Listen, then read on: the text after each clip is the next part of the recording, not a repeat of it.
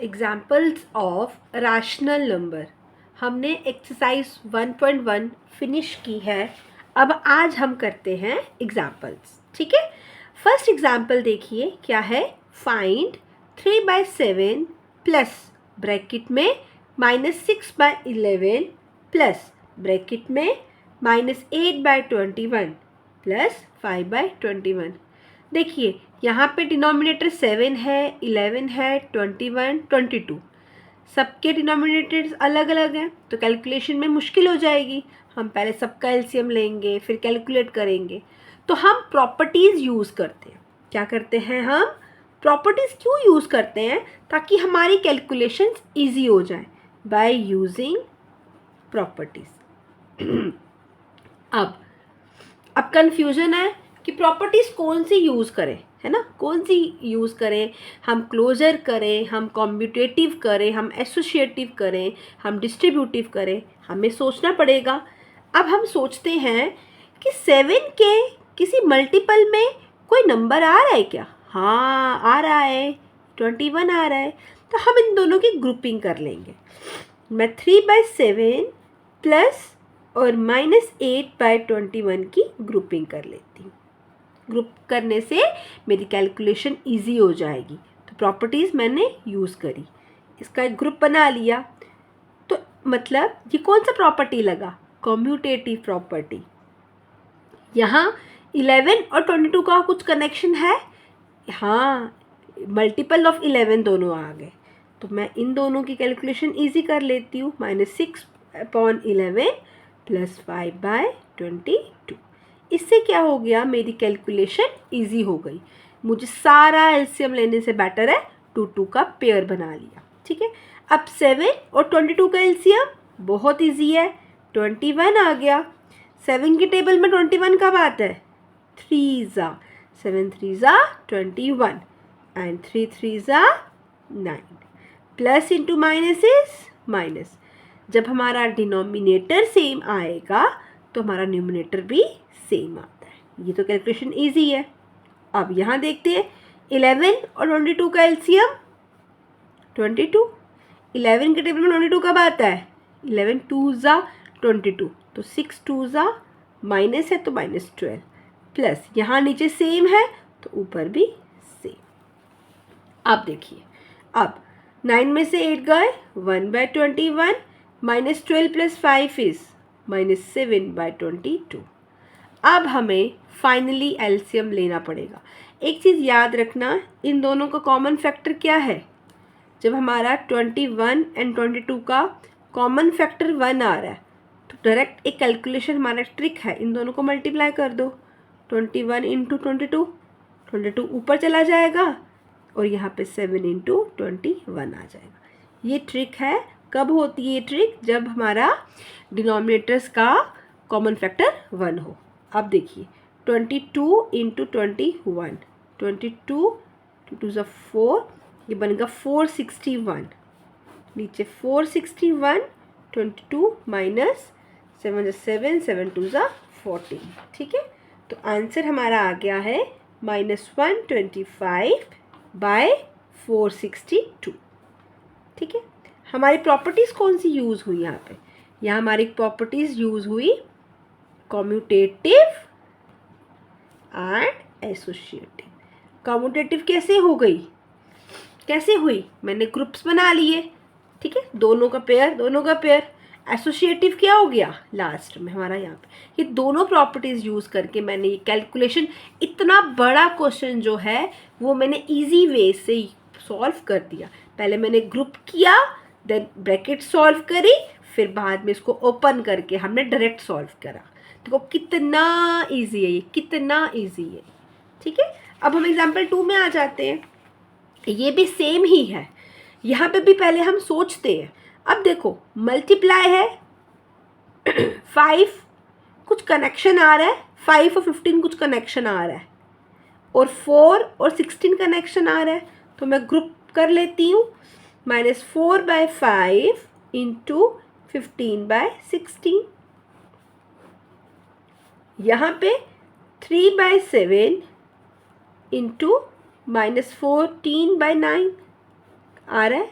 ठीक है। अब 5 1 ज़ा 5, मल्टीप्लिकेशन में कटिंग होती है प्लस या माइनस में नहीं।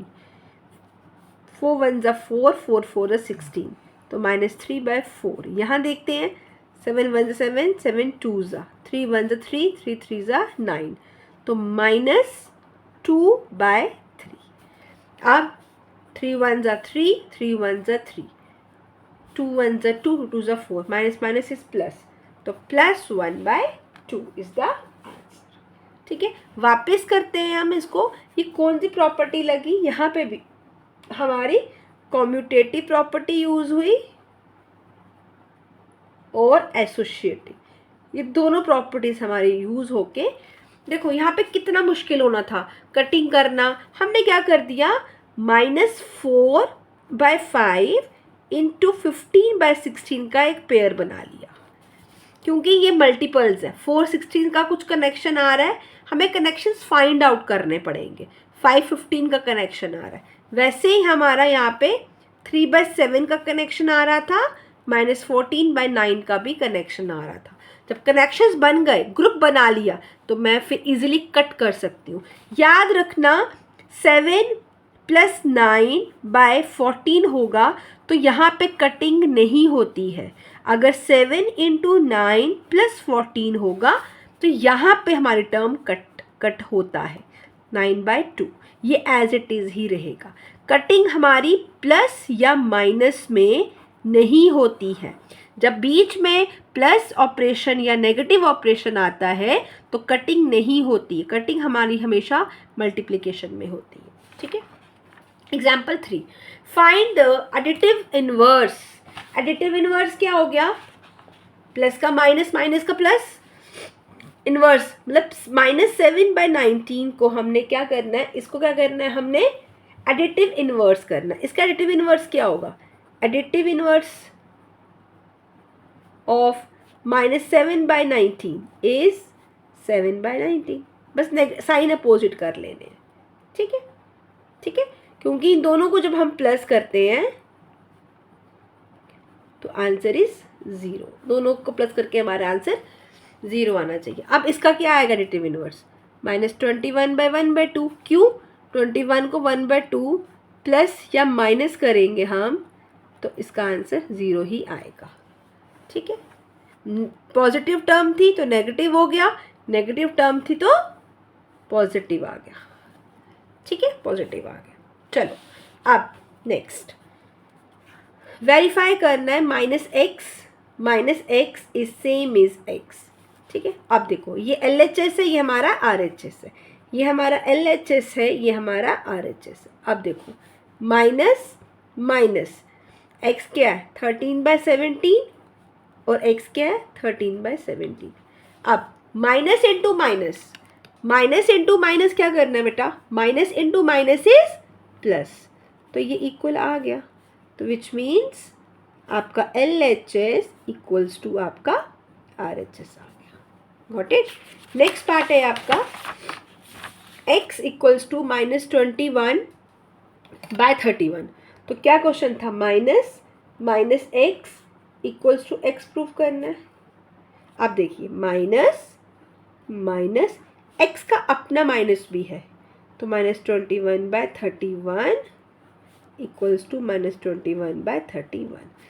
पहले हम इन दोनों को सॉल्व करते हैं, बताओ, minus into minus is minus into minus is plus, तो माइनस प्लस 21/31 -21/31। अब minus into plus is minus, तो ये आपका टर्म सेम आ गया, मतलब LHS इक्वल टू RHS। ठीक है, अब एग्जाम्पल 5 देखिए। 5th एग्जाम्पल में बेटा देखो, पहले तो देखो ये एक टर्म है, मल्टीप्लिकेशन से आपकी टर्म्स चेंज नहीं होती है, ये एक टर्म, ये 1 टर्म है, ये 2 टर्म है और ये 3 टर्म है। अब आप चेक करो कहीं कुछ कॉमन दिख रहा है क्या, हाँ ये कॉमन दिख रहा है, तो मैं फर्स्ट और थर्ड टर्म को इकट्ठा कर लेती हूँ। 2/5 इंटू -3/7 -3/7 इंटू 3/5, कॉमन इकट्ठा कर लिया, इनको इकट्ठा कर लिया, ठीक है। -1/14 बाहर। ये कौन सी प्रॉपर्टी है? Distributive property of multiplication over subtraction. Common क्या है? माइनस, ये 3/7 कॉमन निकाल दो। 3/7 हम क्या करेंगे? बाहर निकाल देंगे। 3/7। अब माइनस तो नहीं ना आया ना बाहर, माइनस साथ में रखेंगे। 2/3 इंटू -1 माइनस 3/5। इतना क्लियर हो गया? 3/7 मैंने बाहर निकाल दिया। ये माइनस था बच्चा, इस माइनस की जगह इस टर्म को जब हम बाहर निकाल देते हैं तो 1 साथ में आता है, ठीक है। अब देखिए -1/14 से, अब 3/7 -2/3 -3/5 -1/14। अब इसको सॉल्व कर लेते हैं। 3/7, 3 5 का एलसीएम 15 आता है बेटा, कॉमन फैक्टर 1 है, तो 5 2s are 10, 3 3s are 9, -1/14। Clear हो गया? ठीक है, ठीक है बेटा।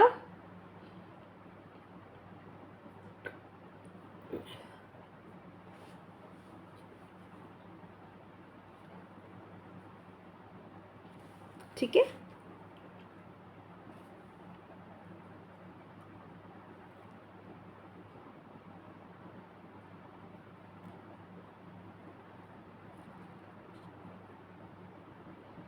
(2/5 इंटू -3/7 -1/14), ठीक है। -3/7 इंटू 3/5, ठीक है।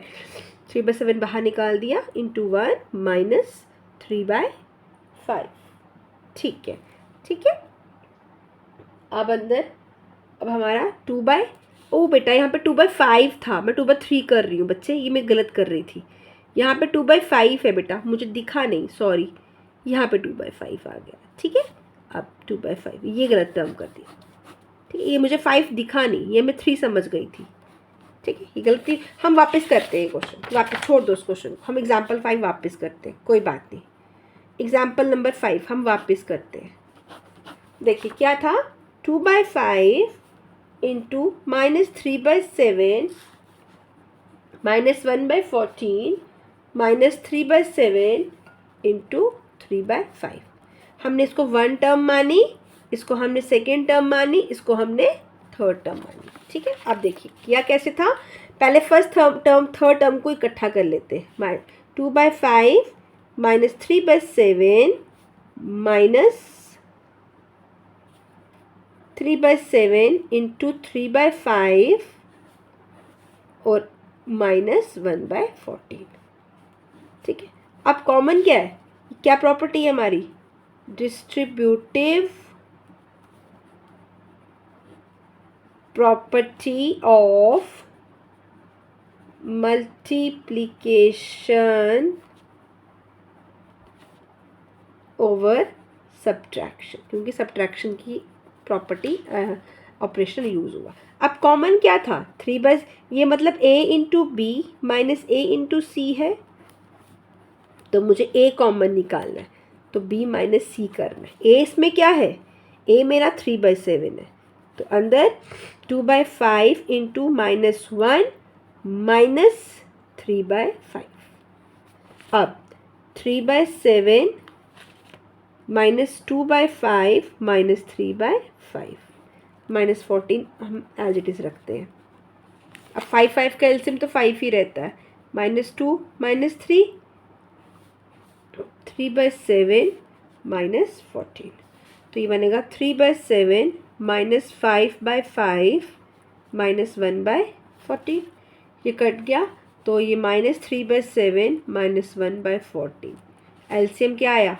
14, 7 2s -6 -1, तो -6 -1 इज -7/14 विच इज -1/2, 7 1 7 2s, तो -1/2 आपका आंसर है। स्टार्ट कहाँ से किया था बच्चा?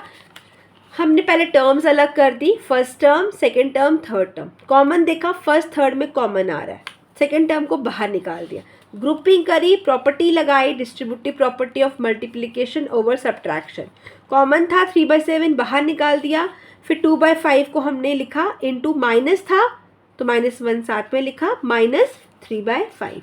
इन दोनों को सॉल्व किया, -2/5 -3/5 -5/5, ये माइनस बाद में जाके मल्टीप्लाई हो जाएगा तो -3/7 -1/14। तो कैलकुलेशन -6 -1/14, लास्ट में माइनस यहाँ पर लिख देती हूँ, -7/14 आ रहा था, 7 1 ज़ा 7 2 ज़ा, तो आंसर -1/2। आई होप आपको ये अच्छा लगा होगा। एग्जाम्पल्स एक्सप्लेन, मैंने अच्छे से एक्सप्लेनेशन दे दी है। थोड़ी सी यहाँ पे गलती क्या हो गई थी जो मैंने अभी किया कि 5 को मैं यहाँ पे 3 लिखना स्टार्ट कर दी, तो इसको रहने दो, आप इसको समझो बेटा, इसको समझो अच्छे से समझो बेटा। देखो ये मैंने अच्छे से एक्सप्लेन करा है, अच्छे से एक्सप्लेन करा है, ठीक है।